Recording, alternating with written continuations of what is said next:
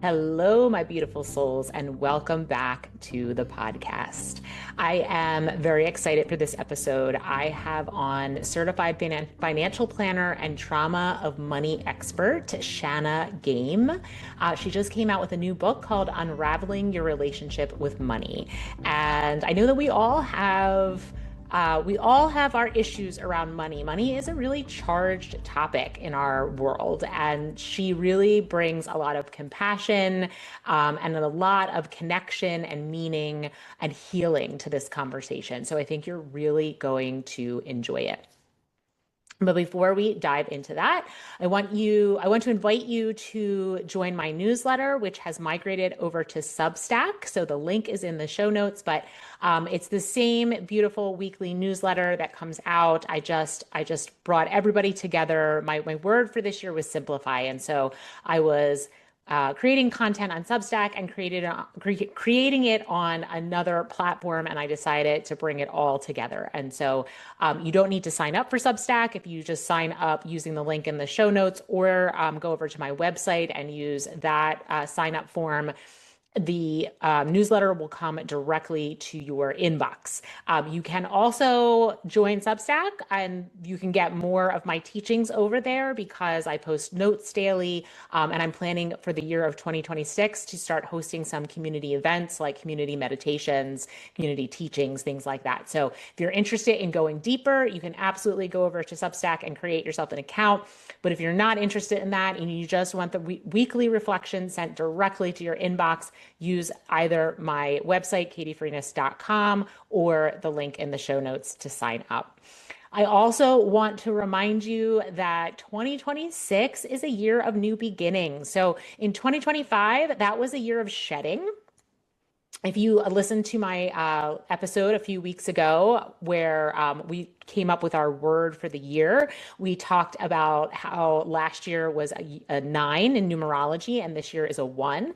So nine is all about shedding what doesn't serve you, and one is about creativity and stepping into where you're meant to be and what you're meant to be doing in this new phase of your life. So it's a great year to start coaching with me. This is what I do with women. I help them to get unstuck. I help them to create a life that feels really fun and exciting, meaningful and purposeful. A life that you're excited to like hop out of bed in the morning and you get to do things that just give you that sense of deep, deep satisfaction. I was teaching a yoga class yesterday and it was my first of the new year.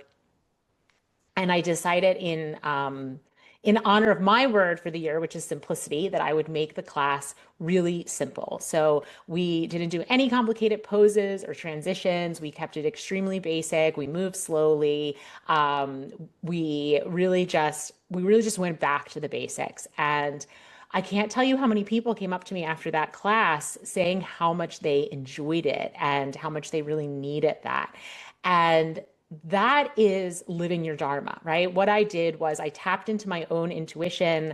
I had this feeling, this sense that this is what I wanted to bring into the world, this sense of simplicity and slowing things down.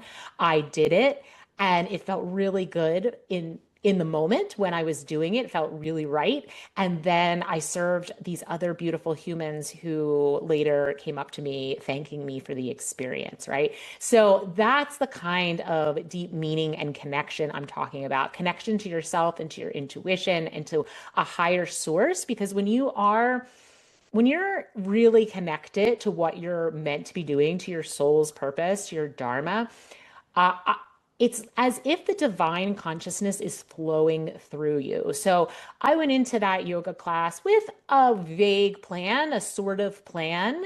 I had some structure, but after that, I just let the divine run through me.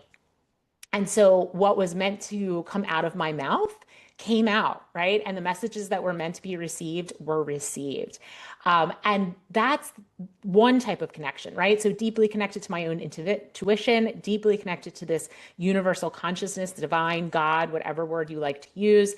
And then because I did that, because I first connected inward, I was able to connect with others and serve others and then have that deep satisfaction that comes from serving others and making the world a better place. So if that is what you are looking for, if that is what success in midlife looks like for you, then please use the link in my show notes or head over to my website, book a clarity call. Let's talk about how we can help you create a life that feels that good. All right, before we dive in, I just want to give you a little teaser for what you're about to hear, some of the big topics we covered. So, Shannon, she really focuses on women in midlife healing their relationship with money. And she says that we we face particular challenges, women in midlife, related to money. We have unique money challenges because of how our energy changes during this phase and how our hormones are fluctuating during this phase. And that presents different challenges for women than it does for men. And she really dives into that and how we can manage our relationship with, our response to, our feelings towards money at this stage of life. We also talk about a concept that I've been playing with a lot, not just in relationship to money, but all areas of life, which is what is enough, right? Defining for yourself what is enough. We often think more is better, and we really think that when it comes to money. But that really gets us caught, stuck in a cycle of constantly grasping, constantly chasing, and constantly in fear that we won't have enough. So we really talk about how we can define enough for ourselves when it comes to money. The other thing that we're diving into is nervous system regulation because Shannon claims that 95% of our money behavior is based in emotion. Only 5% is really actually related to the numbers and creating a budget. And so we really need to heal from a nervous system level our relationship with money. And she talks about how we can do that. So this was a great episode, particularly for us midlife women. I hope that you enjoy it. If you really love the topics we're talking about, please head to the show notes. You can click on the link there for Shannon's book and dive even deeper. Shannon, welcome to the show. I am so grateful you are here today. Thanks so much for having me. I'm really excited about this conversation. I love the topic of money, which is what we're going to be talking about today, because I have had so much struggle around money. And it's been so enlightening to me to learn about money and learn about how money is not just money. It means so much more, and where some of my struggles with money came from and how I can start working to unravel them. So I always say, I know if I'm struggling with it, somebody else is too. So thank you for being here and sharing your wisdom. I have been doing this work for over 20 years now, and I will say that I am a firm believer that there is not a single human on this planet that does not struggle with money. And what's interesting after doing this for so long, it's that we all have the same struggles. We just are dealing with different numbers, we're different ages, we're different demographics, we have different careers. But at the foundation level, we all struggle, especially women, with Mm, the exact same things. So if that can yeah. make anybody listening feel a little bit more at home in the conversation we're going to have, then I'm really glad to hear that. Oh, that's amazing. And I want to dive into when you say the exact same ones, I want to dive in. But before we do that, how about you tell our guests what it is that you do and how you came to do what you do? I am a classically trained certified financial planner and also a trauma of money expert. So that is really where like my expertise lies. However, I like to play in a space that isn't occupied very often. I call myself a financial healer. I Mm, wrote a book that came out this year called Unraveling Your Relationship with Money, which is really my journey with money, even as a money expert, as well as so many other people that I worked with. So my hope is that when you're reading the book, you're like, oh my gosh, that's me, and that's me, yeah. and that's me, and that's me. Yeah. So I really wanted to create something that felt it's not a spreadsheet book, right? It's a feelings book because my mission is to really make money less about math and more about meaning. And that's Mm, really the place where I have seen people change because 95% of our behaviors around money are emotional. They're not the Mhm. math piece. And yet Yeah. when we're talking about money, we tend to go straight to the math, right? Like how do I Mhm. do X? How do I do Y? How do I pay off my debt? How do I stop spending so much?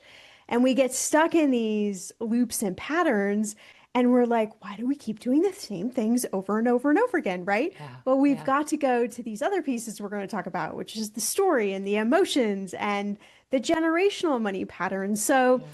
I have as most of us do, a really interesting pathway to this. Actually started in college a business that I ran for 5 years. It was the first National Student Film Festival. So I'm Hmm. really a creative at heart. I ended up selling that to a Hollywood producer about 5 years after running it. Got an MBA and was like, I don't know what I want to do. I have all these weird skills. And so my dad had been in the financial industry his entire career. He's like, I'm kind of bored. Why don't you come work with me? And so from day one, we were working with people with just massive amounts of money. And then I Mm. would see like kind of my peers and cohorts, and I would see those same struggles, those same Yeah. issues. And I'm like, okay, A, nobody really knows about personal finance. And B, everybody kind of struggles with the same thing. But I started to see these patterns of emotion. So I just started to do what I love to do, which is speak and write. And I started a podcast in 2015 that I actually sold this year.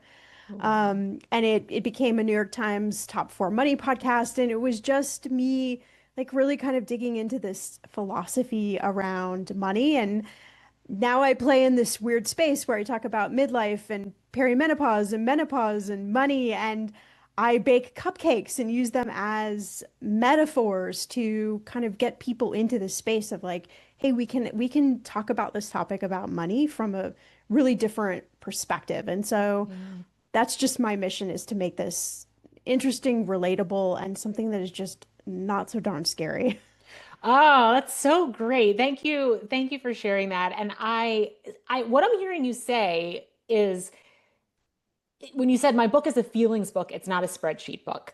And what that says to me is if you get the feelings straightened out around money. I don't want to say right feels like the wrong word, but if you get your feelings kind of untangled around money and view it in a different perspective, then the spreadsheet will work out on its own. Is that what you're saying? Absolutely. And I think sometimes there's this like misnomer that if we get the feelings right, then like suddenly, like the sky opens up, right? And money falls from the sky. And that's not at all what I'm saying.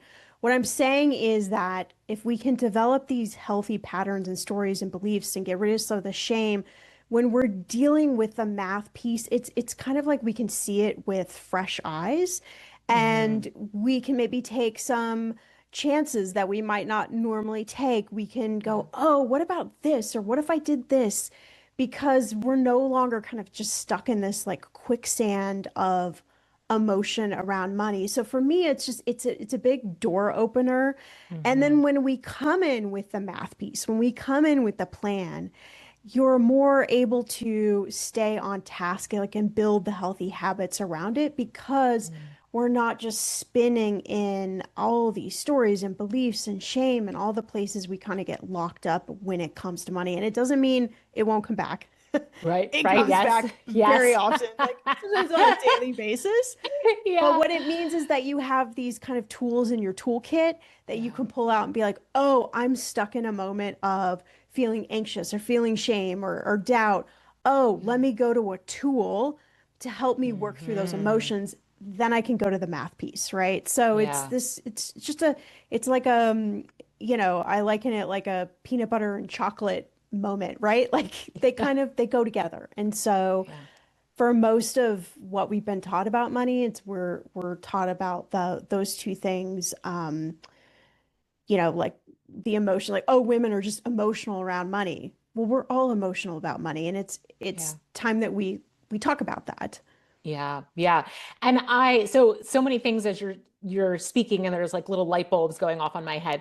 A lot of times feel like money to many people feels overwhelming. The concept of money, what to do to money, to make money, how to invest money.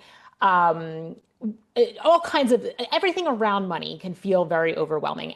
And typically when there's overwhelm involved, people go one of two directions, which is to micromanage and do, right? Like, how am I going to make more money? I'm going to work really long hours. I'm going to go for that promotion. I'm going to start a side hustle, or I'm gonna do make money. Or they go the opposite direction. They're like overwhelmed, head under covers, ignoring, not paying attention. And I feel like the balance comes in between, right? It comes in where you are in a place of regulation around money, which is you didn't use that word, but that's what it sounded like to me. Like you release the fear, you're in regulation, and when you're regulated, you can open up to all the creative possibilities that exist for both making and managing money. Exactly. I love that word. And I think we can even incorporate with regulation like ease and also Hmm. acceptance, I think are other two other really powerful words because we're all going to make choices around money that we would probably go back and change. And so I Hmm. think there needs to be just a level of acceptance as well Mm. about where we are, where we've Yeah. come from. And if we keep ourselves kind of locked in the place of like, oh my gosh, I shouldn't have done this or I should have done this, then we lose sight on the opportunities that do exist. And Yeah. we all live in a society, especially those who live in the United States, where scarcity is the marketing message that drives Hmm. everything. It's on Yeah. social media, it's on TV, it's in, Yeah. ads. And so it's normal that we're going to feel freaked out about money. It's normal that we're going to feel confused, right? Because there's Hmm. all these acronyms and words that we love to Yeah. use as financial Yeah. experts. It's all just gibberish, right? At, Hmm. at the core, money is pretty simple. We Yeah. we should probably not spend more than we earn. We should probably make sure that some of our savings is growing more than inflation, so more Hmm. than 3%. So Yeah. we should probably invest some of our money, right? Hmm. And we should just probably look for opportunities to make sure that we're earning what we're worth, right? Make sure Yeah. that we're getting the salary that we're worth or whatever it might be. And yeah, we should probably bring in an element of like rest because if we are working, 60, 80, 90 hours a week, Yeah. all of these things are going to be a little bit more complex. But Hmm. building wealth is actually like a pretty simplistic process. Hmm. And so I think it's even in the simplicity that we make it complicated. Yeah.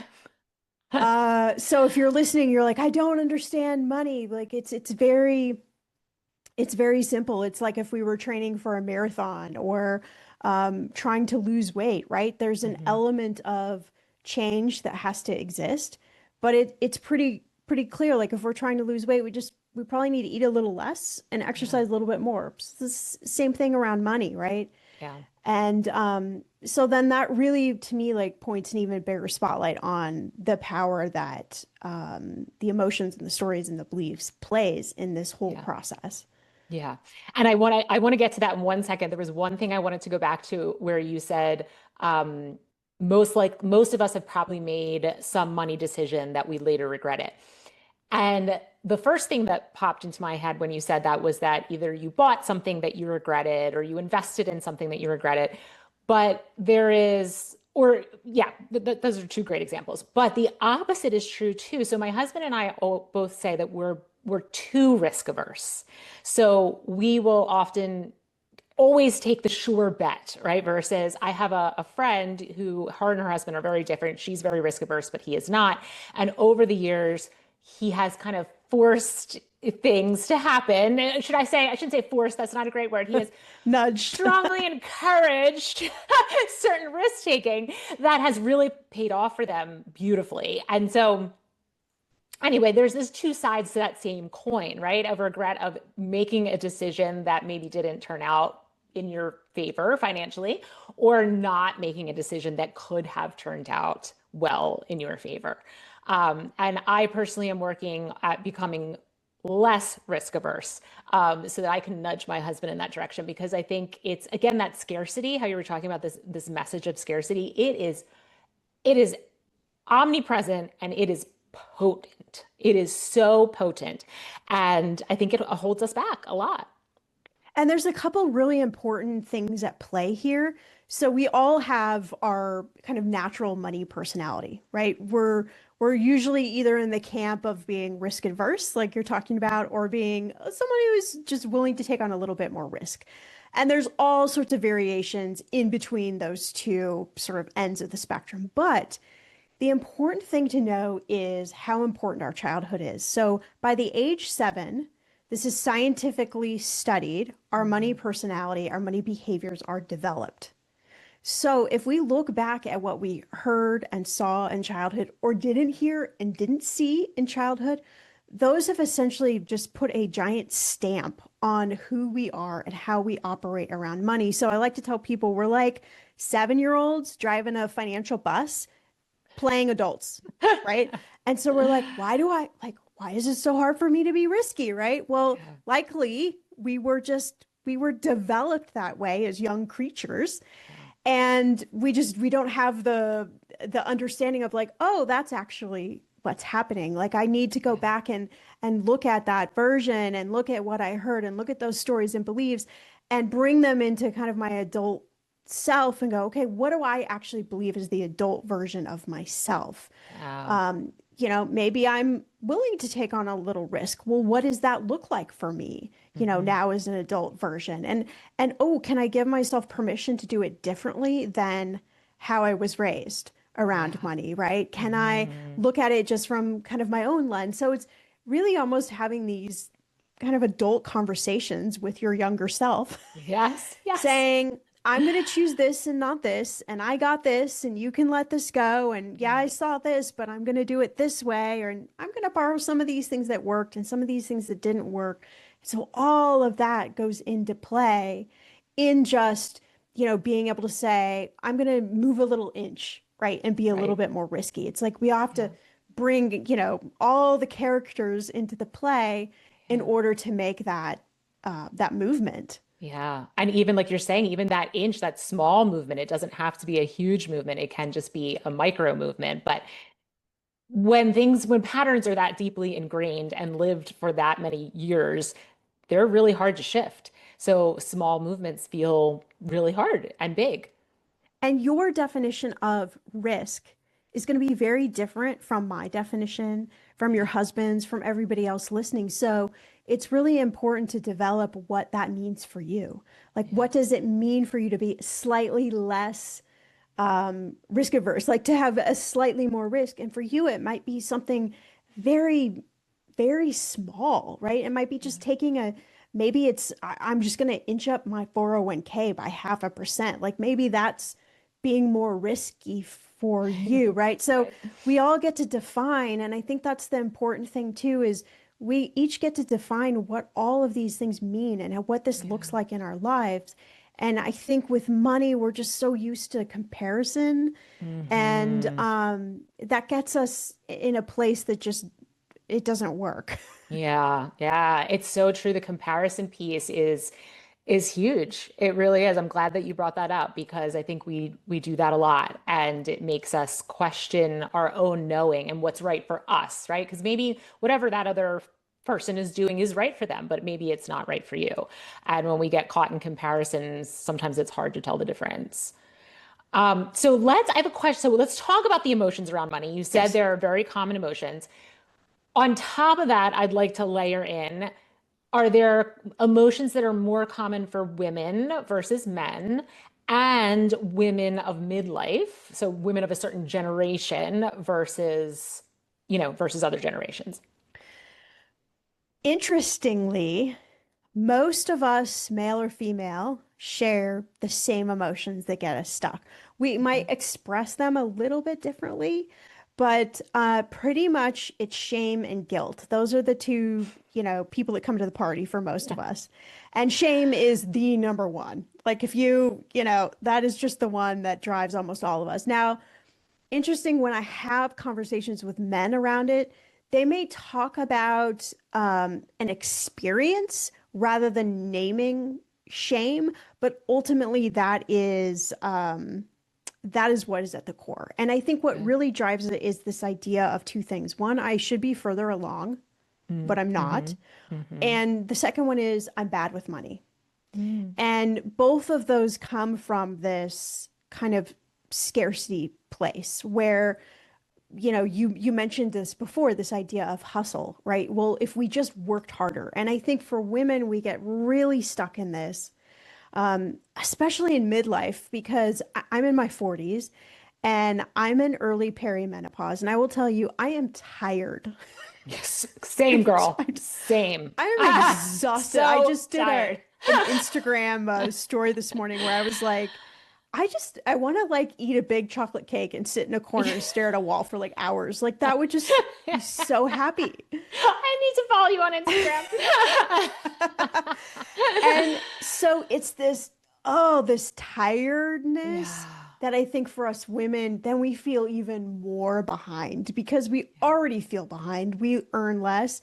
If we Yeah. are, of color, we're a different, demographic, we earn even less than our male counterparts. So we already feel like we're like stretching Yeah.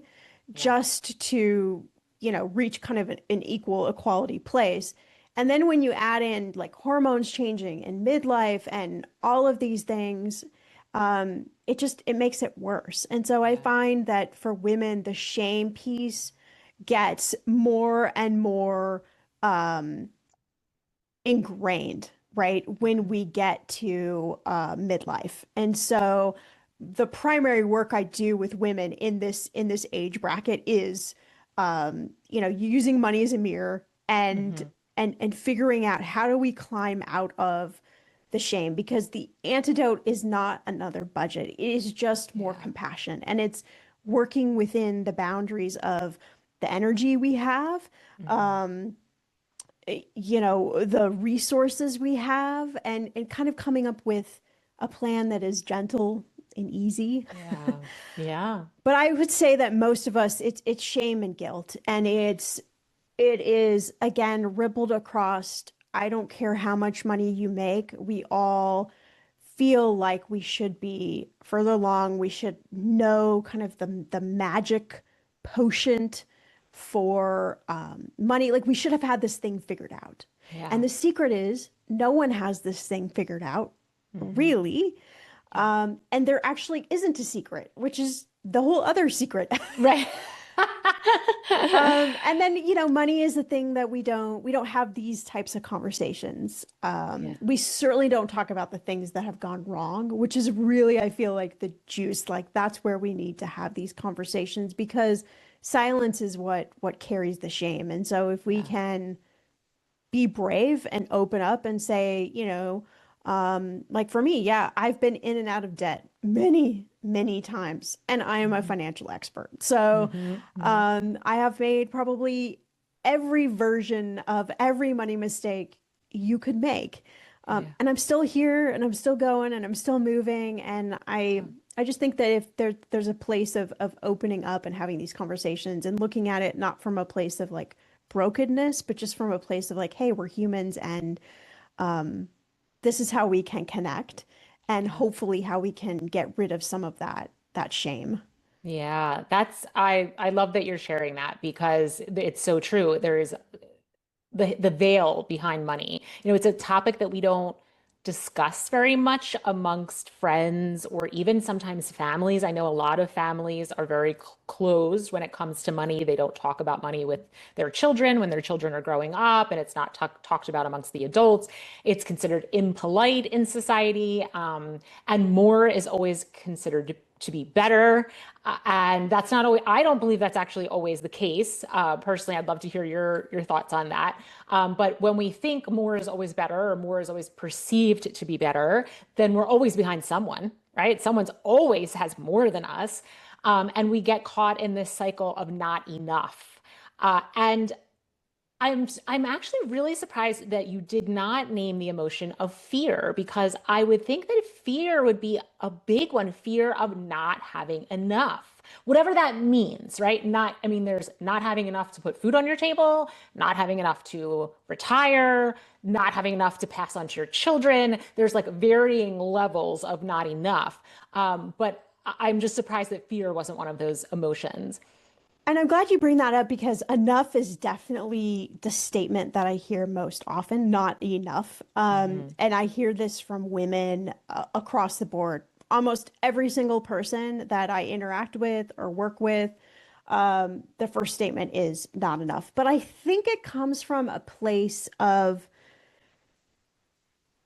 it almost comes from a place of shame, I think, because it's this idea of I should be further along, so I don't have, and because of that, I should say, I don't have enough. I think is really kind of where that comes from. I think the fear comes in um, as almost like a freeze emotion where we get so afraid because we feel like we're so behind and there isn't enough that we just don't do anything, Yeah. is where I see that. But, enough is actually a place I work a lot with women on because you're very right in how you're describing this. For me, if we don't know what it looks like, if we can't tangibly define it Yeah. and place an emotion with what that is for us, we're Hmm. never going to get there. We're Yeah. always going to feel like there isn't. So actually, one of the first places I start with women is let's define what this thing enough is. So then we Yeah. at least know like what target we're Yeah. shooting Where's the at, goalpost? right? Yeah. Um, and when you can do that, that is where I see a lot of shame and even fear lift because it's like, oh, okay, like I have the map. I know where I'm Yeah. going. Then we can just deal with all the emotions that kind of come up along the way. But definitely enough is a major theme that I hear Yeah. just I almost laugh now because it's just instinctual that it's one of the first things that come out of people's Come out. mouths.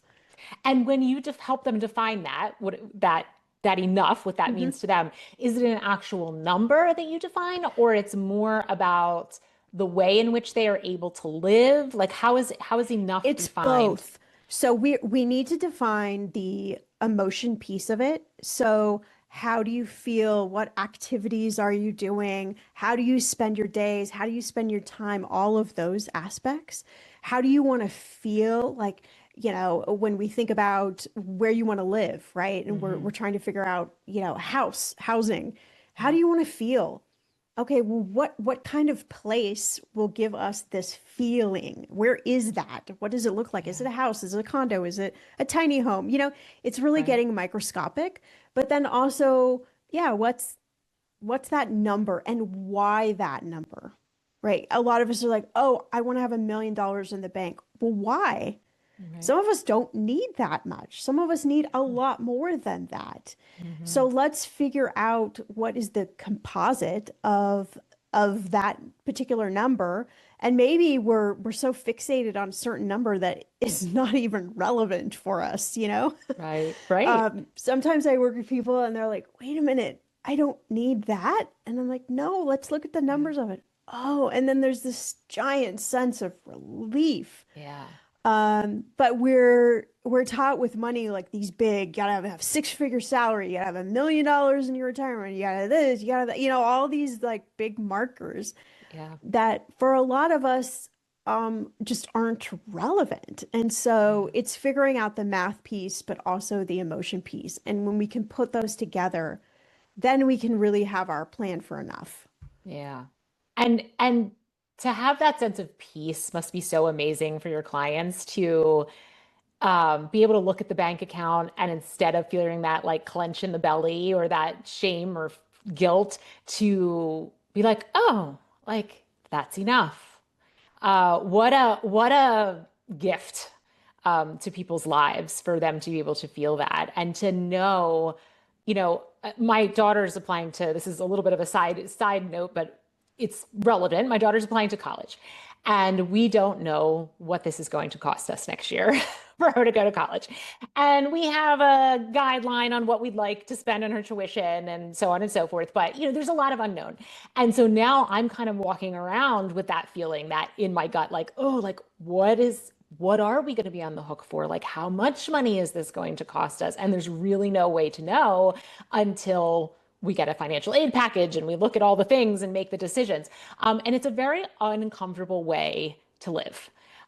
So to be able for people to be able to have that definition of what's enough and then create a life that supports that definition and to feel at peace, whew, it's like everything. Well, and for you, I think in this moment, something good to focus on is can you find like a piece of ease, a sense of ease in the complete unknown, right? Yeah. Can you allow yourself to bring that in? And can you also Yeah. allow yourself that if that number is higher than what you think, to also open yourself up to there are lots of different options Yeah. around that number, right? So I think when we're in the unknown place, specifically around money, our brain spirals into the fear anxious place. But if Yeah. we can sit in the unknown, almost like it's almost like a gift that it is Mhm. the unknown, Yeah. and pull ourselves back. I often tell people that our first thought around money is usually always going to be negative. Yeah. It's always going to be something like, the train is like going off the tracks. Right. But our second, third, fourth, fifth thoughts, we actually have a choice in what those are. So if our Yeah. first thought is like, oh my gosh, this is going to bankrupt us, like we don't Right. know what happened, great, cool.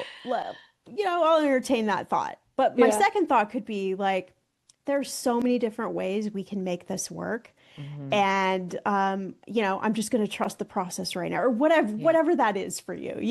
Could be like, Yeah. I'm just not going to freak out right now, right? Right. Right. Yeah. And so we can actually train our nervous system. Money is a very somatic experience. It's a very Yeah. body felt experience. So we can Hmm. train our nervous system and our brain to not freak out. Yeah. And that helps us again when we come to the numbers piece of like being able to look at all of our options from a place of like, okay, there are a bevy of different things we can do, Yeah. um, other than So just want to climb in the corner. I, with the chocolate cake staring at the wall. Which there is a moment where that is Yes. also more than okay to do. Yes, very acceptable.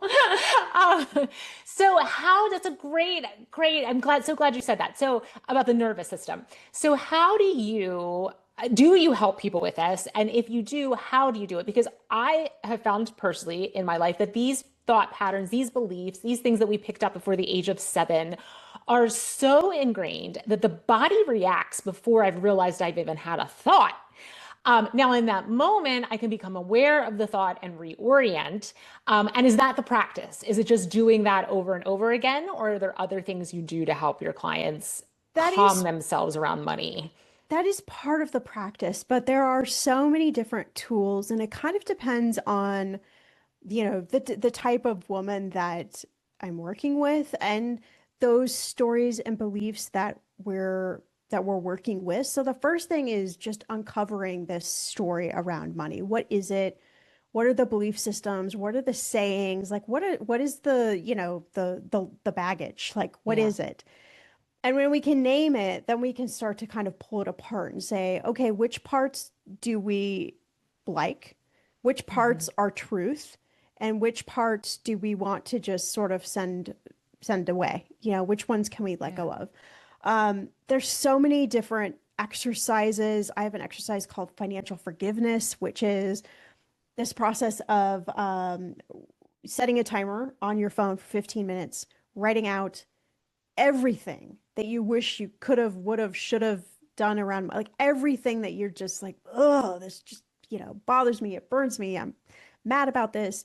Walk away for 24 hours, come back to it, read it, because with fresh eyes, you often see patterns, you see all sorts of things that emerge.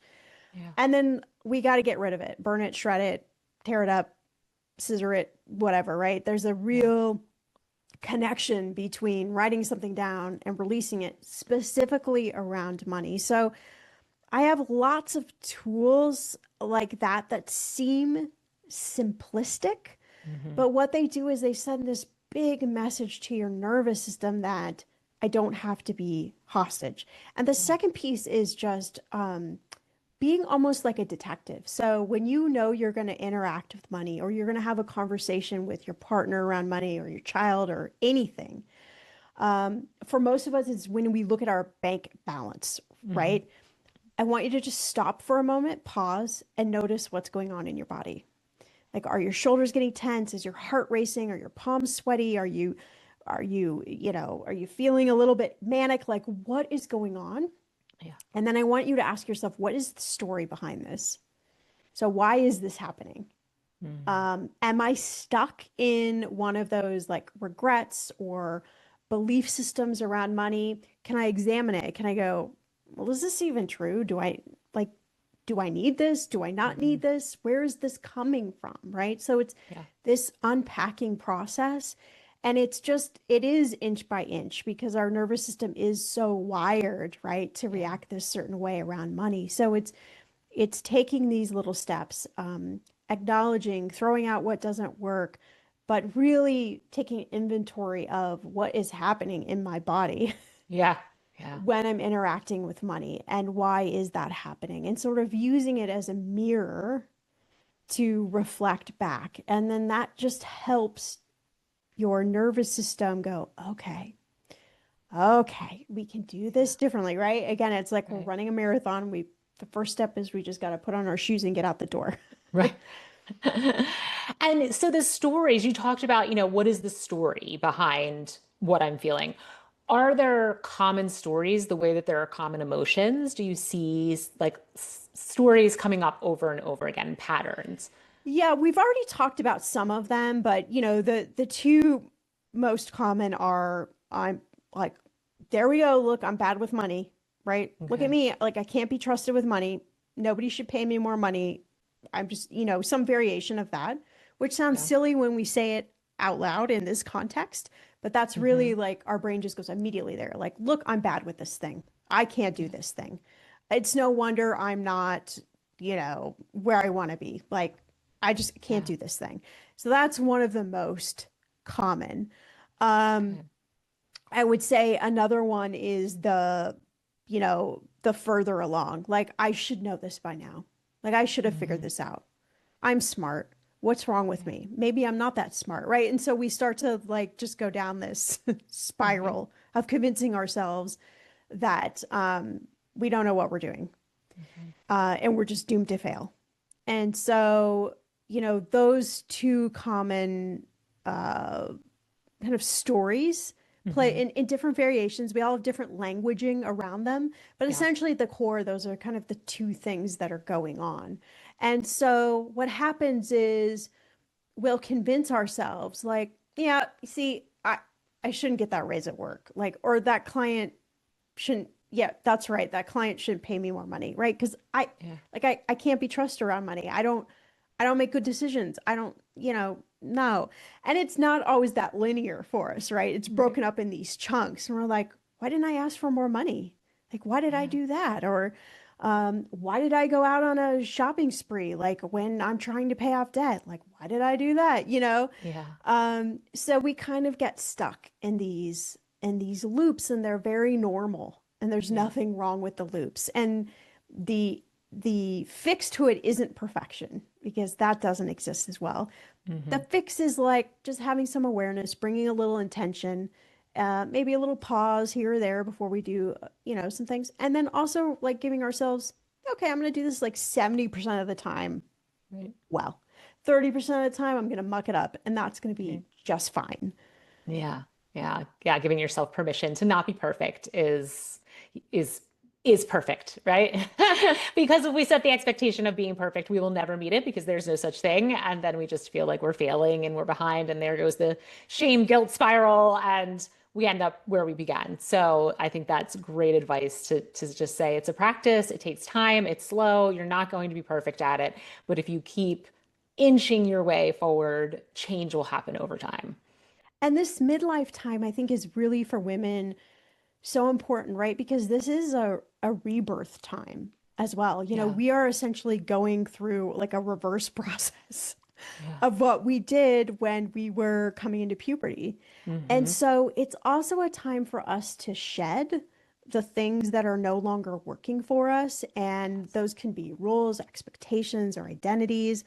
But also a time to look at some of these emotions that maybe have held us hostage around money, and Mm-hmm. even how we, I say it this way, like how we do money, right? Yeah. And so I think we can use this time, when we're feeling tired and our brains are spiraling and all sorts of things, is just to like, whoa, okay, maybe this is like the best time to figure out what I want it to look like going forward and know Yeah. that I can change it all up. Like this Yeah. gives me full permission in midlife and these changes to change this Yeah. and decide what I really want. And maybe it is, for a lot of us, it is letting go of the hustle part and going, ooh, Mm-hmm. this does not serve me. Yeah. And at this stage too, I don't know if there's a lot of talk right now in the culture about gray divorce. I don't know if you've heard of this term. Yes. So, women in midlife and even older actually are getting divorced at 2 and 3 times the rates of women under midlife, the age of midlife, I think under 40. And so, you want to talk about a financial upheaval, a divorce will certainly shake things up financially. And so, it really is a time for women to get comfortable with money and take control of their own personal finances, which is something that I, I don't want to speak for all women. I don't know what the ratios are. Maybe and you can share with us. But I can tell you in my personal life, amongst the people that I just am close with, it is often the men that manage the money. And so, if you enter into a divorce or your spouse dies, um, now you're really responsible for those finances, and so it's really important to get comfortable with your relationship with money. And what's interesting is, although a lot of men manage the money, about 85% of women make the buying decisions. So Mm. we're in the driver's seat of where that money is being spent. Oh, that's very Which is interesting. very interesting. And yeah, I went through a divorce in my early 30s and lost everything and Mm. started over with a heap of debt.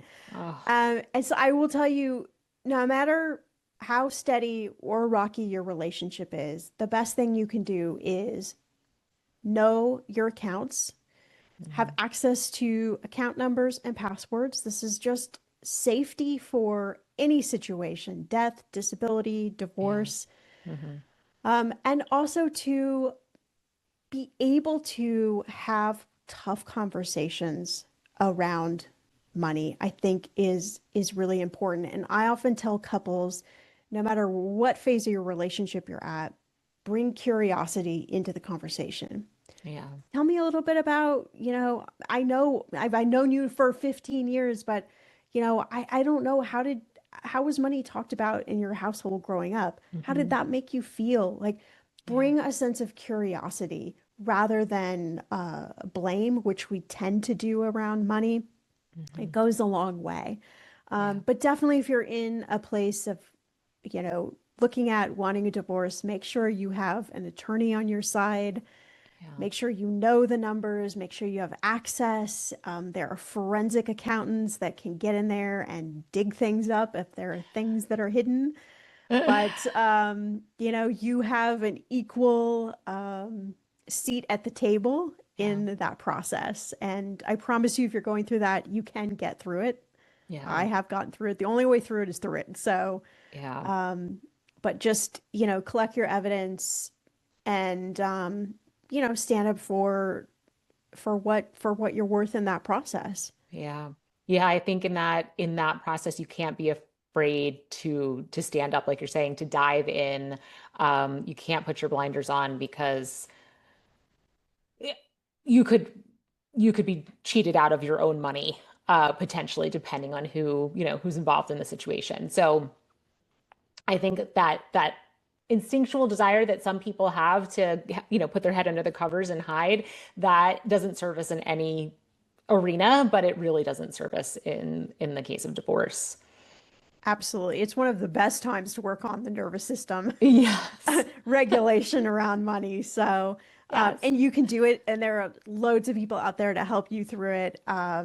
And yeah, I promise you, you can survive the process. Yeah, yeah. And come out better on the other side. I really do believe that too. Yes. I've had quite a few friends who you know, it is sad their marriage did not work out, and of course that's sad for everyone involved, but they made it through and they're really happy in their lives. And so there is beauty on the other side, even though the struggle is it is a struggle. Yeah. Mhm. Well, thank you so much for being here. Tell us where we can find your book and where we can be in touch with you if we want to have more contact with you and your content.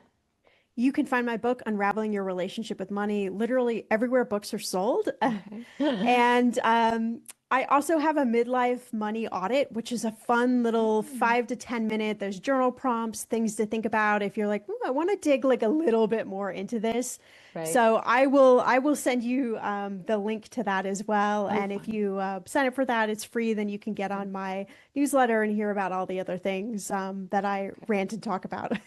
Amazing. Amazing. I'll put all of that in the show notes. And the two exercises that you mentioned, are those in your book? Are those a part of your book? Yes, they They are. are. Okay. Absolutely. There are Okay. so many different tools in my book, journal prompts, tools, all sorts of things. So Okay. it's one of those books you can kind of just keep coming back to in Yeah. whatever season you're in and be like, oh, okay, this is helpful now. Yeah, amazing, amazing. All right, I will put all of that in the show notes so everyone has access to it, and I'll be getting a copy of your book. So, thank you so much, Shannon. Thank you for being here. I Thank really you. appreciate everything that you shared. All right, my friends, I hope you enjoyed Shanna and our conversation.